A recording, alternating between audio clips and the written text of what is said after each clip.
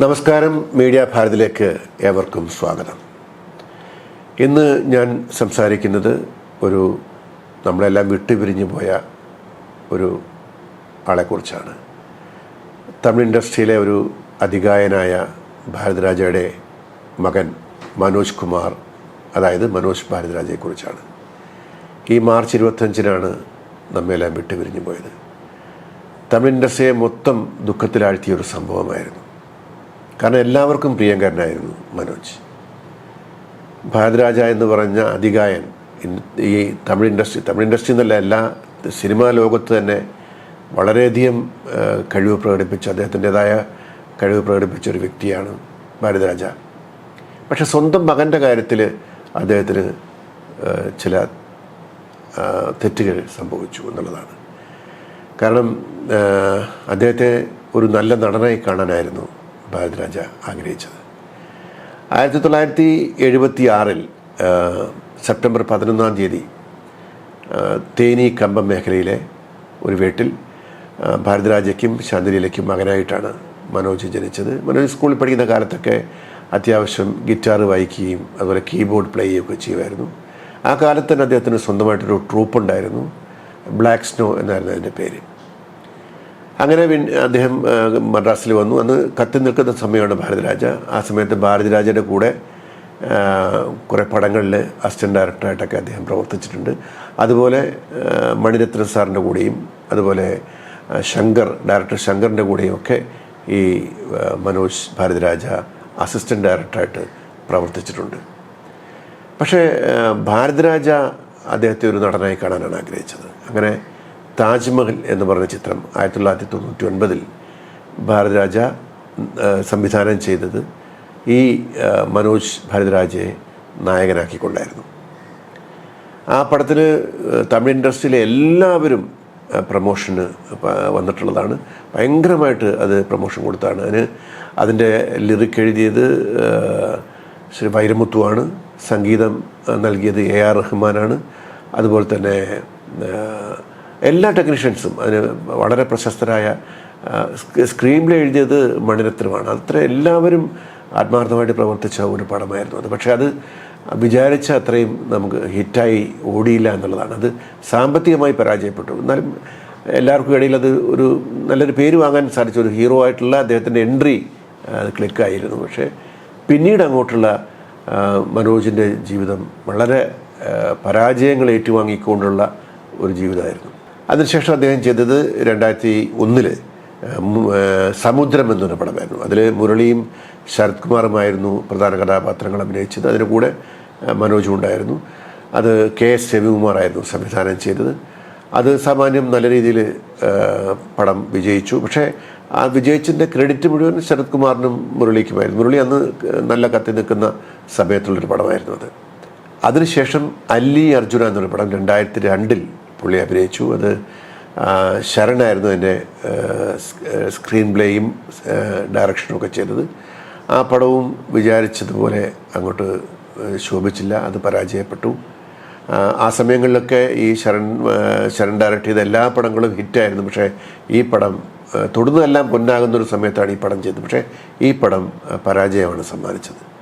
അതൊക്കെ മനോജിന് മനസ്സിൽ വളരെ വിഷമമുണ്ടായിരുന്നു. അതിനുശേഷം അദ്ദേഹം ചെയ്തത് പല്ലവൻ എന്ന് ഒരു പടമായിരുന്നു. അത് 2003 അത് സംവിധാനം ചെയ്തത് പത്മമകൻ എന്നൊരു ഡയറക്ടറാണ്. പക്ഷേ ആ പടം ഫ്ലോപ്പായിരുന്നു. പിന്നീട് അദ്ദേഹം ചെയ്ത പടമാണ് വർഷമെല്ലാം വസന്തം എന്ന് പറഞ്ഞ പടം. ആ പടം വളരെ ഫേമസ് ആയിരുന്നു. അതൊരു നാടൻ രീതിയിലുള്ളൊരു കഥയായിരുന്നു.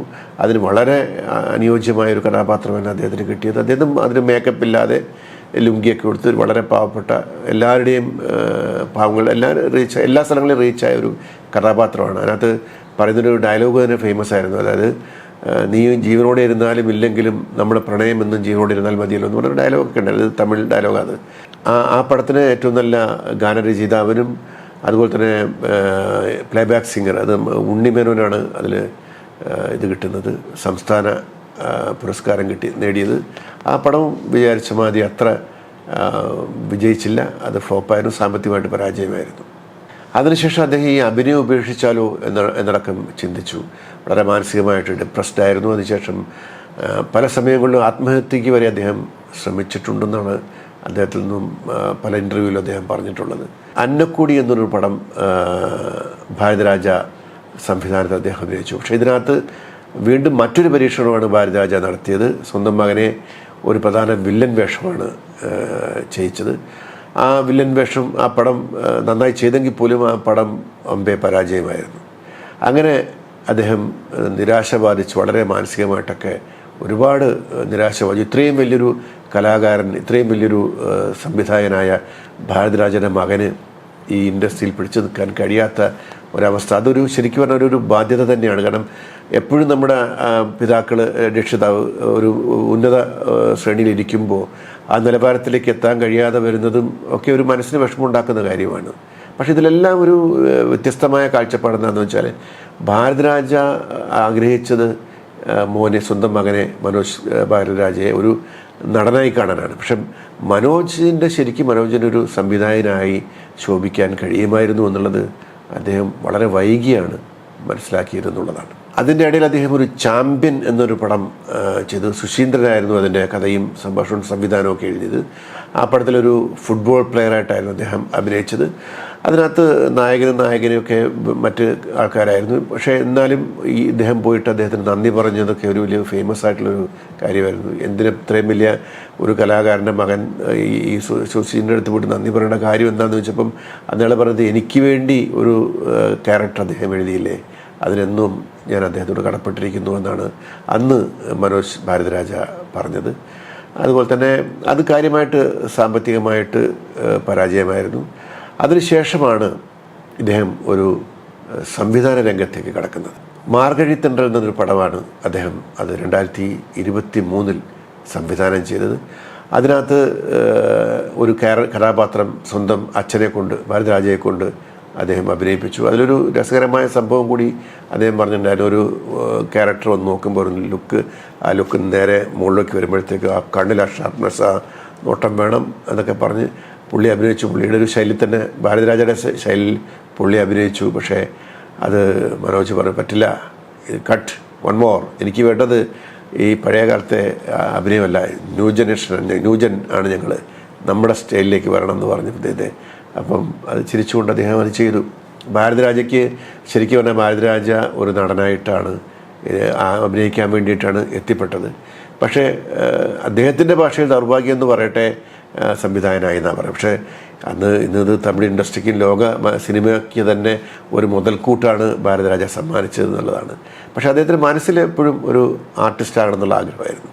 ആ ആഗ്രഹമാണ് മകനെ കൊണ്ട് തീർക്കാൻ വേണ്ടി ശ്രമിച്ചത്. പക്ഷേ അവിടെയും അദ്ദേഹത്തിന് ഒരു പരാജയം സംഭവിച്ചു എന്നാണ് നമുക്ക് തോന്നുന്നത്. കാരണം നല്ലൊരു സംവിധായകൻ ഒളിഞ്ഞിരിപ്പിനകത്ത് പല പടങ്ങളിലും അദ്ദേഹത്തിൻ്റെ പടങ്ങളിലടക്കം അസിസ്റ്റൻറ്റ് ഡയറക്ടറായിട്ട് ചെയ്തിട്ടുള്ളൊരു വ്യക്തിയാണ്. അപ്പം അദ്ദേഹത്തിന് താല്പര്യം അതായിരുന്നു. പക്ഷേ നിർബന്ധിച്ച് അദ്ദേഹത്തെ കൊണ്ട് ഹീറോ വേഷം ചെയ്യിച്ചതും വില്ലൻ വേഷം ചെയ്യിച്ചൊക്കെ നോക്കിയതും ഭാരതരാജ തന്നെയായിരുന്നു. ഇന്ന് ഒരു വൈകിയ വേളയിൽ ഒരു ചെറിയ ഹൃദ്രോഗ സംബന്ധമായിട്ടുള്ള ചില അസുഖങ്ങൾ കാരണം അദ്ദേഹത്തിന് പെട്ടെന്നുള്ളൊരു സ്ട്രോക്ക് വന്നതിനെ തുടർന്ന് അഡ്മിറ്റായി. അതിലാണ് അദ്ദേഹത്തിന് ഒരു ഹൃദയസ്തംഭനം മൂലം മരിക്കുകയാണ് ചെയ്തത്. തമിഴ് ഇൻഡസ്ട്രിയിലെ എല്ലാ നടന്മാരും, എല്ലാ സംവിധായകരും, എല്ലാവരും മനോജിന് ആദരാഞ്ജലികൾ അർപ്പിക്കാൻ വേണ്ടി എല്ലാവരും അദ്ദേഹത്തിൻ്റെ വീട് തേടി വന്നിരുന്നു. എല്ലാവരും നിറഞ്ഞ കണ്ണുകളോടെയാണ് അവിടുന്ന് പോയത്. അദ്ദേഹത്തിൻ്റെ അച്ഛൻ്റെ ഭാരതരാജയുടെ കരച്ചിലൊന്നും സഹിക്കാൻ കഴിയാത്തതാണ്. അതൊക്കെ കാണുമ്പോൾ നമുക്ക് തന്നെ വേദന ഉണ്ടാക്കുന്നതാണ്. പക്ഷേ ഇവിടെ നമ്മൾ നോക്കേണ്ട ഒരു കാര്യം എന്താ വെച്ചാൽ മക്കളെ അവരുടെ ഇഷ്ടത്തിന് വിടുന്നില്ല എന്നുള്ളതാണ്. ഞാൻ പഠിപ്പിക്കുന്നത് എൻ്റെ മകനെ ഒരു ഡോക്ടറാക്കാൻ വേണ്ടിയിട്ടാണ്, അല്ലെങ്കിൽ അവനൊരു എഞ്ചിനീയറാക്കാൻ വേണ്ടിയിട്ടാണ്.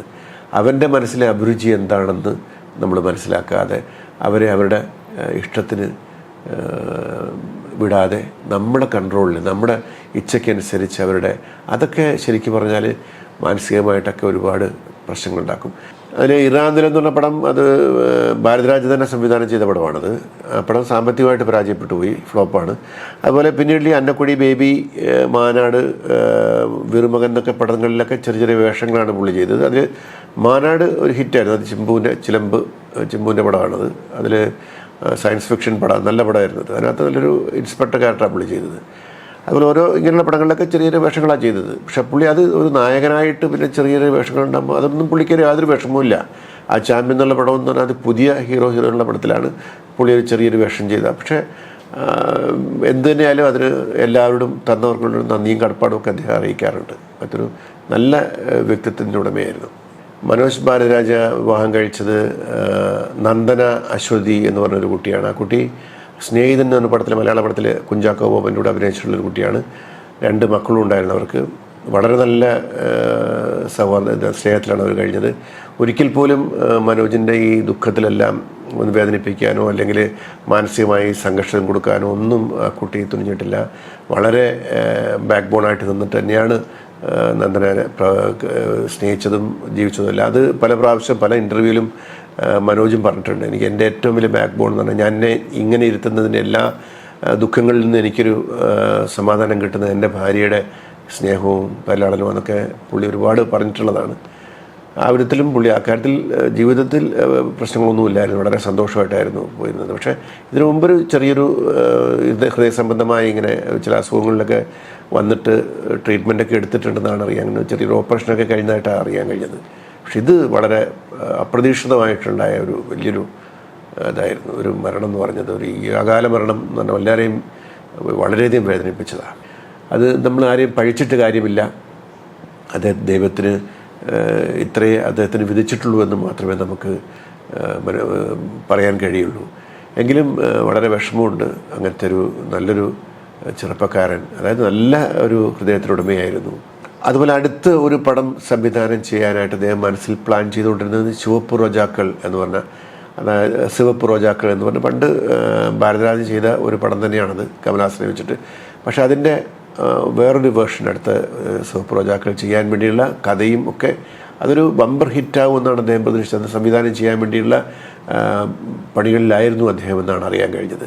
പക്ഷേ ഇതിൽ നിന്ന് നമ്മൾ മനസ്സിലാക്കേണ്ടത് അദ്ദേഹം സ്വന്തം അഭിരുചിക്കനുസരിച്ച് മാതാപിതാക്കൾ നമ്മളെ വഴി കാട്ടണം എന്നുള്ളതിൻ്റെ ഒരു ചെറിയൊരു ഉദാഹരണം കൂടിയാണിത്. അതിന്ന് സത്യം പറഞ്ഞാൽ ഭാരതരാജയുടെ വാക്കുകളിലൊക്കെ ആ വിഷമം തളം കെട്ടി നിൽക്കുന്നുണ്ട്. അവൻ്റെ ഇഷ്ടത്തിന് ഞാൻ അവനെ പോകാൻ അനുവദിച്ചില്ല, ഞാൻ അവനെ ഒരു നടനാക്കി മാറ്റാനാണ് നോക്കിയത് എന്നുള്ളൊരു വിഷമം ഇന്ന് അദ്ദേഹത്തിൻ്റെ മനസ്സിലുണ്ട്. പക്ഷെ ആ വിഷമത്തിൽ, ആ ദുഃഖത്തിൽ നമ്മൾ പങ്കുചേരുക. അതുപോലെ തന്നെ മനോജ് ഭാരദ്വാജയുടെ ആത്മാവിന് നിത്യശാന്തി നേർന്നുകൊണ്ട് നമുക്ക് ഇവിടെ അവസാനിപ്പിക്കാം. നന്ദി, നമസ്കാരം.